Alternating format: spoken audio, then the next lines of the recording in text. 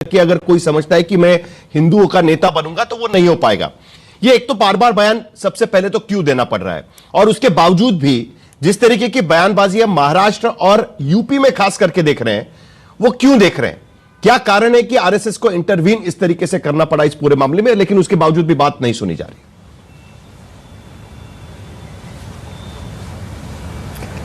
धन्यवाद साहिल जी। मोहन भागवत जी का जो बयान था या कल का सुनील अंबेकर जी का जो बयान था, वो दोनों बयान कोई आइसोलेशन में नहीं है जी। अब कल का बयान है, पहले उस पर आते हैं। पिछले मोहन भागवत जी के बयान पे अपन बहुत चर्चा कर चुके हैं, पहले सब टीवी चैनल्स में, हमने भी सब चैनल्स पे डिबेट की है। उसमें कल का जो बयान है, उस बयान में आप उसका एक पक्ष देख रहे हैं, दूसरा पक्ष उसका यह भी तो है कि वो मुद्दा किसी के लिए भी रेलेवेंट, औरंगजेब किसी के लिए भी रेलेवेंट क्यों है? औरंगजेब इस समाज का नायक, इस देश का नायक नहीं हो सकता, इस देश में रहने वाले किसी भी समाज का नायक नहीं हो सकता। औरंगजेब के विषय में जितना आप जानते हैं, जितना इन पिछले दिनों में पब्लिक डोमेन में आया है, तो औरंगजेब से ज्यादा तो छत्रपति शिवाजी और छत्रपति संभाजी महाराज जो हैं वो रेलेवेंट है। तो औरंगजेब रेलेवेंट कैसे है, वो कैसा, किस प्रकार का उसका, देखिए मैं जिस क्षेत्र से आता हूं, नेता रिलेवेंट बना रहे हैं ना उन लोगों को, पार्टीशन से उसको लेकर राजनीति हो सकती है। अब पाकिस्तान हो गया, वहां का रहने वाला हूं, तो वहां पर मेरी आवाज है? जी जी बोलिए जी। कोई बीच में थोड़ी डिस्टर्बेंस थी, इस कारण से मैंने पूछा। तो मेरे जो पूर्वज थे वो मुझे बताते थे कि जो ये सिंधु घाटी सभ्यता या जो वेदों की संरचना हुई वो सिंधु नदी के किनारे पे हुई। तो आज वो क्षेत्र विहीन, सारा हिंदू विहीन कैसे हो गया? तो मेरे पूर्वज बताते थे हिंदू विहीन ऐसे हो गया कि औरंगजेब रोज के एक मन जनेऊ तोड़ करके, तोल करके उसके बाद अपना दिन समाप्त करता था।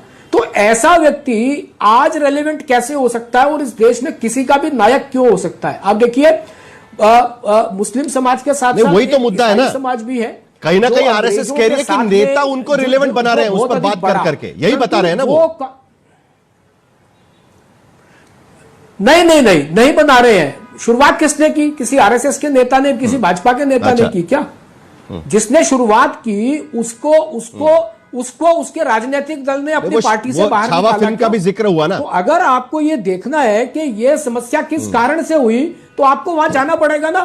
2014-15 में जब दिल्ली में औरंगजेब रोड का नाम बदला तो किसी ने आपत्ति की क्या? शांति से हो गया काम। किसी ने कुछ बोला क्या? कुछ नहीं बोला। बाद और देखिए जो फैक्ट्स हिस्ट्री के हैं आप उनको कैसे डिनाई कर सकते हैं? केशव राय का मंदिर तोड़ा, बिल्कुल तोड़ा, मूर्ति उठा करके ले गए और मस्जिद, लेकिन हिस्ट्री को हिस्ट्री में रहने देना चाहिए। लिखा हुआ है काशी विश्वनाथ तोड़ा, दिख रहा है, उसको आप कैसे डिनाई कर सकते हैं? तो मगर देखिए दूसरी बात ये भी है, आशुतोष कैसे डिनाई कर सकते हैं, इसके लिए तो मुद्दे निकलेंगे। सभ्यताएं अपनी गलतियों से नहीं सीखती है, वो गलतियां दोहराई जाती हैं, इतिहास अपने आप को दोहराता है। इस कारण से समय समय पर ऐसे लोग हमारा आदर्श नहीं हो सकते। इस कारण से उनको याद करना बहुत जरूरी है कि नहीं है हमारा आदर्श। सबको कहना चाहिए, एक स्वर में कहना चाहिए कि नहीं है हमारा आदर्श। देखिए मंगोल खानदान की संतान जो है वो किसी का आदर्श कैसे हो सकती है? देखिए साहिल, मैं राजीव जी की इस बात से नहीं, बराबर है। तो बहादुर शाह जफर भी तो मंगोल खानदान की संतान बन जाती है। साहिल देखिए, मैं राजीव जी की इस बात से सहमत नहीं। आप अगर ऐसी बात करेंगे तो भगिनी निवेदिता भी बाहर से आई थी, परंतु देश को स्वीकार किया, देश की संस्कृति को स्वीकार किया, देश की स्वतंत्रता संग्राम में वो यहाँ के लोगों के साथ कंधे से कंधा मिलाकर लड़े। बहादुर शाह जफर का प्रथम स्वतंत्रता संग्राम में एक रोल था, जिसके कारण से उन्होंने इस देश की मिट्टी को अपनाया ना। ठीक, औरंगजेब ने कहा अपनाया? आप बताइए। आप औरंगजेब की बात करते हैं, आक्रांताओं में भी फर्क है। सबकी कब्रें खोदी गई है इस देश में। नहीं देखिए साहिल, अकबर की कब्र भी खोदी राजाराम जाट ने आगरा में जाकर के, और उसका दाह संस्कार किया। राजीव जी आप शांत हो जाए। देखिए मैं राजीव जी की इस बात से जरा एक मिनट सुन लेते हैं अभी। औरंगजेब किसी का आदर्श नहीं हो सकता और औरंगजेब किसी का आदर्श है भी नहीं, ये बस सच्चाई। हिंदुस्तान के अंदर कोई भी आदमी औरंगजेब का आदर्श नहीं मानता। लेकिन एक चीज का जवाब मेरे पास नहीं मिलता कि आरएसएस कई मुंह से क्यों बात करता है भाई। जो हिंदुस्तान आधुनिक भारत का जो सबसे बड़ा खलनायक है, उसको तो लाल कृष्ण आडवाणी पाकिस्तान जाके सेकुलर बताने की कोशिश करते हैं। वो अबू आजमी से ज्यादा बड़ा अपराध था या नहीं था, मैं ये जानना चाहता हूं। क्या आज तक लाल कृष्ण आडवाणी ने उसके लिए माफी मांगी? नहीं माफी मांगी। मैं फिर कहता हूं कि ये जो पूरी की पूरी पॉलिटिक्स है, एक तरफ आरएसएस ये कहता है कि औरंगजेब इररिलेवेंट है। मेरा कहना है कि औरंगजेब को हमेशा एक लिविंग मॉन्यूमेंट की तरीके से रहना चाहिए, ताकि जो मौजूदा जनरेशन है वो हमेशा याद रखे कि इतिहास में उनके साथ क्या हुआ, और फिर ऐसी गलती कोई राजा ना दोहरा पाए, कोई व्यक्ति, कोई नेता ना दोहरा पाए। ये हमेशा हमें जिन्ना को याद करना पड़ेगा, क्योंकि जब जिन्ना को याद करेंगे तो हमें लगेगा कि राजीव तुली, जल्दी से आपका जवाब, उसके बाद कृष्णा हेगड़े इंतजार कर रहे हैं।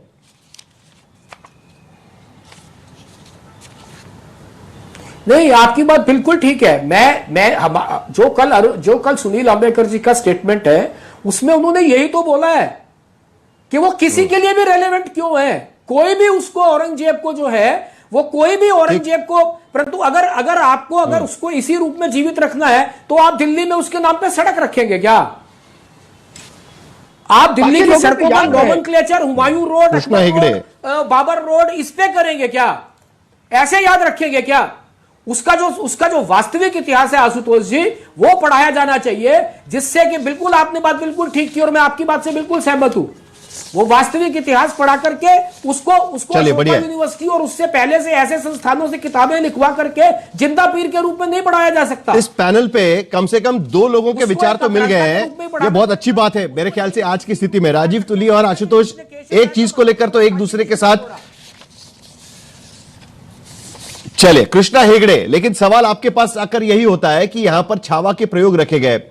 छावा फिल्म जो दिखाई गई उसको लेकर अब मुख्यमंत्री कह रहे हैं कि उस फिल्म के वजह से दरअसल लोगों की भावनाएं भड़की, लेकिन लोग तो सड़क पर नहीं उतरे ना, वो किसी ना किसी को चैनलाइज करना पड़ा। वीएचपी बजरंग दल के लोग उतरे, नितेश राणे ने कहा कि भाई बाबरी जैसा एक एक्शन हो जाना चाहिए। और मैंने तो सुना है कि दरअसल ये फिल्म, उन्होंने खुद लिखा हुआ है उसमें कि आप तो महाराष्ट्र से आते, आपको शिवाजी सावंत का नाम पता होगा, जिन्होंने दरअसल ये किताब लिखी थी छत्रपति संभाजी राजे पर, और उसके आधार पर यह फिल्म बनाई गई है। मुझे पता नहीं आपने पढ़ी कि नहीं, लेकिन मैंने तो पढ़ी है। तो उसके आधार पर यह फिल्म बनी है। अब आपको क्या लगता है कि ये जो नागपुर में हुआ है उसके पीछे छावा फिल्म है, या जो मामला आगे बढ़ रहा है वो ये है? और अभी आप आरएसएस की बात सुनेंगे या नहीं सुनेंगे, कि अब बयानबाजी नहीं उसको लेकर? देखिए, पहले तो छावा जो पिक्चर है उसने बिल्कुल अवेयरनेस क्रिएट किया। छावा का तो इफेक्ट है ही, क्योंकि जो कांग्रेस पार्टी है उसने जो इतिहास है ये सिर्फ छत्रपति संभाजी राजे का नहीं, लेकिन भगत सिंह का भी काफी छुपाया था। तो जो महापुरुष है हमारे देश के, उनका इतिहास जो छुप गया, अभी फिल्म निर्माता बना रहे हैं। आपने मुंबई में पढ़ाई की है तो बिल्कुल आ रहा है। नहीं, बिल्कुल। और दूसरी बात मैं कहना चाहता हूं, मैं केंद्र सरकार का भी धन्यवाद करना चाहता हूं। मेरे स्कूल में तो पढ़ाया गया था, मुझे पता नहीं आप कौन नहीं, मुझे पता है कितना पढ़ाया गया था, हमको पता है। इसके लिए उसके अंदर मैं जाना नहीं चाहता हूं। और वो छावा जो किताब है वो भी बहुत साल पहले आई थी, इसलिए मैंने कहा कि मैंने पढ़ी है वो। शिवाजी सावंत की किताब महाराष्ट्र में बहुत सालों से पढ़ी जाती है, पता नहीं तो छावा, और मराठी लोगों में शिवाजी सावंत एक बहुत बड़ा नाम है सर। छावा का पिक्चर मराठी में भी आया है, शायद अभी ओटीटी में है, वो भी मैं जानता हूँ। दूसरी बात मैं कहना चाहता हूँ कि जो एएसआई है उसका मैं धन्यवाद करना चाहता हूँ, क्योंकि उन्होंने औरंगजेब का जो कब्र है उसे कॉर्डन ऑफ किया है, और ये बहुत जरूरी है। 2 दिन पहले मैंने आपके शो में ही कहा था कि ये करना बहुत जरूरी है। दूसरी बात यह है कि समाजवादी पार्टी के जो प्रवक्ता है वो बहुत अहिंसा के बारे में बात कर रहे थे, बहुत शराफत के बारे में बात कर रहे थे, लेकिन जो कार सेवकों पे गोली चलाई, मुझे लगता है उनके पार्टी नहीं चलाई, लेकिन आज उनका सुर बदल गया है। जब वारिस भाई ने कहा कि देखिए ये नितेश राणे जी का बयान था, तो उसके पहले क्या अबू आजमी का बयान नहीं आया, इमरान मसूद का बयान नहीं आया, अकबरुद्दीन ओवैसी ने 15 मिनट का धमकी नहीं दिया? तो वारिस भाई, जहां एक्शन करोगे वहां रिएक्शन बिल्कुल होगा। और यही हमारे नेता एकनाथ शिंदे जी ने भी कहा कि अगर कोई औरंगजेब के बारे में महिमा मंडन करता है तो देशद्रोह का भी कानून चलाना चाहिए। और मुझे लगता है कि सभी की 125 हिंदुओं की 25 करोड़ से आपका जवाब, फिर प्रदीप भंडारी भी बात में, उनकी यही भावना है। एक्शन का रिएक्शन है वारिस पठान। जी देखिए बिल्कुल छावा फिल्म की नहीं तो एक्शन का रिएक्शन मैं तो खुद बोल रहा हूं ना कि जो समाजवादी पार्टी के एमएलए ने बीजेपी के हाथ में जो झुंझुना दे दिया औरंगजेब का, वो 17 दिन से उसको बजा रहे, तो वो तो बीजेपी की बी टीम है, उनकी वजह से तो आज पूरा ये माहौल खराब हो गया। आज मुझे मिल गया साहिल भाई छावा पिक्चर में जिन्होंने औरंगजेब का किरदार अदा किया, खन्ना, वो मिल गए मुझे। मैंने उनसे ऐसा ही बात किया कि आपको क्या लग रहा है साहब? अरे वो ऐसे डरा, बोले भाई मेरे से वारिस भाई इसके बारे में कोई बात ही मत करो, सीधा चले गए। ये तो माहौल हो गया है, ये माहौल हो गया है। छावा पिक्चर में आपको दिखा सकता हूं, ये भाई कैमरा वाला जरा फोटो पे दिखाओ, साहिल भाई आज की ये तस्वीर अभी की देख लो। तो ये इन लोगों ने इतना नफरत पैदा कर दी पूरे देश भर के अंदर। 540 करोड़ कमा लिया फिल्म ने। समझ में नहीं आ रहा है कि क्या किया जाए। नहीं, इन्होंने कैसा नफरत पैदा करके 51 बच्चों को जेल में डलवा दिया। अरे इन्होंने 400 साल पुरानी जो बात थी लोग जिंदा कर दिया। भंडारी भटका दिया लोग ने, सारे मेन मुद्दों से ध्यान भटका दिया। अरे वारिस भाई, साहिल जी, मुझे भी एआईएमएम का एक सपोर्टर मिला था भाभी आज तक के स्टूडियो आते वक्त, और उस एआईएमएम के सपोर्टर ने बोला क्या तमीज हो गई, असदुद्दीन ओवैसी खुलकर औरंगजेब के खिलाफ नहीं बोल रहे, असदुद्दीन ओवैसी खुलकर पत्थरबाजों के खिलाफ नहीं बोल रहे। अगर वो पत्थरबाजों के खिलाफ बोल दे तो हमारी हिंदू मुस्लिम एकता आगे बढ़ जाए। मुझे भी एआईएमएम के कई सपोर्टर यहाँ पे मिले, लोग आज तक के स्टूडियो में आते आते रास्ते में, उनसे पूछा क्या कर रहे हो तुम लोग, तो उनने भी यही बोला कि ओवैसी जी क्यों नहीं बोल रहे औरंगजेब के खिलाफ, ओवैसी क्यों नहीं बोले फहीम खान के खिलाफ। और आपके शो पे मैं एक बात पे बहुत पीड़ा है, मैं आशुतोष जी की इतनी इज्जत करता हूं, इतने न्यूट्रल है, पर एक स्टेटमेंट उन्होंने फहीम खान के खिलाफ नहीं बोला, उनके मुंह से फहीम तक। चलिए एक मिनट पूछ ही लेते हैं वारिस पठान, क्यों औरंगजेब के बारे में आपका क्या कहना है, जरा बता दीजिए, आपकी पार्टी की राय बता दीजिएगा। तो उसके लिए आपके मुंह में दही जम गया, अडवाणी जी जितना गया चले गए तो आपके मुंह में दही जम गया, प्रधानमंत्री चले गए बाद में कबर में तो आपके मुंह में दही जम गया, कुछ नहीं बोलेंगे। इस देश की सभ्यता नहीं है, जिस दिन इनका महिमा मंडन बंद कर दोगे, जैसे उस वक्त शाहबानों के वक्त राजीव गांधी ने किया था, सब ठीक हो जाएगा। एक मिनट, हिंदू मुस्लिम एकता तब होगी जब हिंदू राइट्स बंद होंगे, इस वक्त हिंदू मुस्लिम एकता है, आप लोग चाहते हो नहीं हो। चलिए जरा एक मिनट दोनों को शांत करिए, क्योंकि सुनील सिंह कब से इंतजार कर रहे हैं। उन पर अब एमआईएम ने सीधा आरोप लगा दिया है कि आपने शुरुआत की है और जिसके वजह से बीजेपी को फायदा हो गया इसमें। देखिए, मैं उनके बारे में सिर्फ इतना कहूंगा कि ये पूरा देश जानता है कि भारतीय जनता पार्टी से सच में कौन लड़ रहा है, आरएसएस की नीतियों से कौन लड़ रहा है। और मोदी जी जो कह रहे थे कि एक अकेला सब पर भारी या 400 पार, उस मोदी सरकार को घुटने पर अगर कोई अकेले लाया है तो माननीय अखिलेश यादव जी लाए, समाजवादी पार्टी लाए। अब रुक जाइए, बीच में मत बोलिए। अच्छा, इतिहास की बात हो रही थी साहिल जी, मैं किसी के बीच नहीं बोला। हम कह रहे हैं कि आप मंगोल की बात कर लीजिए, मंगोल को कोई इस देश में नायक नहीं मानता, अंग्रेजों को कोई इस देश में नायक नहीं मानता। हम कह रहे हैं अंग्रेज जब नहीं थे, मंगोल जब नहीं थे, तो इस देश में वो कौन सी सोच थी जो पिछड़े और दलितों के आगे वो बर्तन बांधते थे और पीछे झाड़ू बांधते थे, किस सोच के लोग थे, उनके पुरखों को क्या किया जाए, उनके पुरखों का क्या इलाज किया जाए, कोई बता दे हमें, हम लोग इलाज करने को तैयार हैं। और दूसरी बात, लोग जो हिंदूवादी संगठन के ठेकेदार बैठे हैं ना, हम लोग आपसे छोटे हिंदू हैं क्या? आपसे छोटे हिंदू नहीं हैं, आप कट्टरपंथी हिंदू, हम समाजवादी हिंदू। मतलब हो गया, हम सभी जातियों सभी धर्मों का सम्मान करते हैं। चलिए प्रदीप भंडारी, सोच नहीं, ये चलिए सुनील सिंह अब जवाब लेते हैं। जो चिल्ला रहा है सुनील सिंह एक मिनट, जो चिल्ला रहा है, आतंकवादी कभी हिंदू को कट्टरपंथी, कभी हिंदू को जो चिल्ला रहा है, आपकी कौन से हिंदू ने पता जो चिल्ला रहा है, बंद करिए अपनी वोट बैंक की पॉलिटिक्स। जो चिल्ला रहा है, आपने अयोध्या प्रभु श्री राम के मंदिर में भी अभी तक दर्शन करने नहीं गए, पीछे से आप छोटे हिंदू हो। सुनील सिंह एक मिनट जरा सुन लेते हैं, आपकी बात सुनी गई थी, उनकी बात भी सुन लेते हैं। छोटे हिंदू, हम बंद करिए, आप इसीलिए अपोजिशन के अंदर बैठे और आगे भी बैठेंगे। सनातन को अपमानित करना बंद करिए। छोटे हिंदू हो नहीं, आप जयचंद लोग हो जो हिंदू रहते हुए भी हिंदुओं को गाली बकते हो, और ऐसे ही जयचंदों ने औरंगजेब का समर्थन किया क्या करें जिन्होंने अंग्रेजों से माफी मांग ली। अरे आप क्या बात करो, आजादी की लड़ाई, आप तो बात करो आजादी की लड़ाई लड़े आपके पूर्वज। चलिए एक मिनट, जरा एक मिनट प्रदीप भंडारी से एक जवाब ले लेंगे हम। और आप बताइए, आपने उन हिंदुओं को आप हिंदू मानते हैं, पहले जाके अयोध्या में प्रभु श्री राम के मंदिर उन हिंदुओं को हिंदू मानते हैं जो तिरंगे के खिलाफ हैं। औरंगजेब के खिलाफ बोल लो तो इस देश के अंदर सब ठीक हो जाए, पर बोलोगे नहीं, चाहिए अब जरा अभी सभी को शांत किया जाए, जरा सभी को शांत किया जाए। एक सवाल प्रदीप भंडारी से करना है, एक सवाल प्रदीप भंडारी से करना है। प्रदीप भंडारी, अब देखिए यूपी में आपकी सरकार है, महाराष्ट्र में आपकी सरकार है, राष्ट्रीय स्वयंसेवक संघ का इन सारे बयानबाजी को लेकर क्या मानना है, वो भी बात साफ हो चुकी है। नागपुर को लेकर कार्रवाई शुरू हो चुकी है, नागपुर में शांति शुरू हो चुकी है। क्या आपको लगता है कि आज के बाद इस तरीके की बयानबाजी के बजाय अगर अलग मुद्दों की बातचीत हो जाए जिसकी सचमुच पे जरूरत है किसी भी राज्य में, तो ज्यादा जरूरी होगा?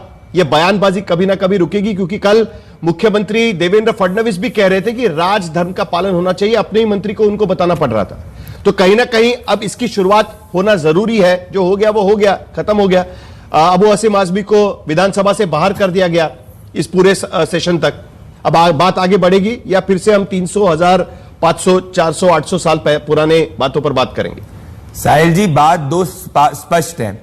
ये देश की सभ्यता छत्रपति संभाजी महाराज और छावाजी महाराज है। अगर कल को कोई भी दूसरा इंडी अलायंस का नेता वापस से औरंगजेब का महिमा मंडन करेगा तो हम लोकतांत्रिक रूप से उसका विरोध करेंगे, ये स्पष्ट है। और हमने नहीं अबू आजमी को फोन करा था औरंगजेब का जाके महिमा मंडन करो, अबू आजमी ने खुद ने जाके औरंगजेब का महिमा मंडन करा। तो अगर उनको महिमा मंडन करने का लोकतांत्रिक अधिकार है तो हमें भी उसके खिलाफ छत्रपति संभाजी महाराज की बात करने का अधिकार है। महाराष्ट्र के अंदर आगजनी करने की बात करें, उनके ऊपर आप कुछ नहीं करेंगे? चलिए, समय मेरा खत्म हो चुका है और उम्मीद मैं इस बात से लेकर खत्म कर रहा हूं इस पूरे डिबेट को कि इस तरीके की डिबेट के बजाय अगर राज्य में जो मुद्दे यहां पर उठकर सामने आ रहे हैं उस पर अगर डिबेट करने की जरूरत पड़े तो ज्यादा अच्छा होगा। पिछले 5 दिन से हम लोग जो नागपुर में घटना हुई है उसको लेकर बातचीत कर रहे हैं और अभी इसका मामला यूपी तक जाकर पहुंच चुका है। इसके लिए आज एक बार फिर इस पूरे मुद्दे को लेकर हमें बातचीत करनी पड़ी। आप सभी का बहुत बहुत शुक्रिया कि आप इस चर्चा में शामिल हुए। फिलहाल हम लेंगे एक छोटा सा ब्रेक आज तक पर।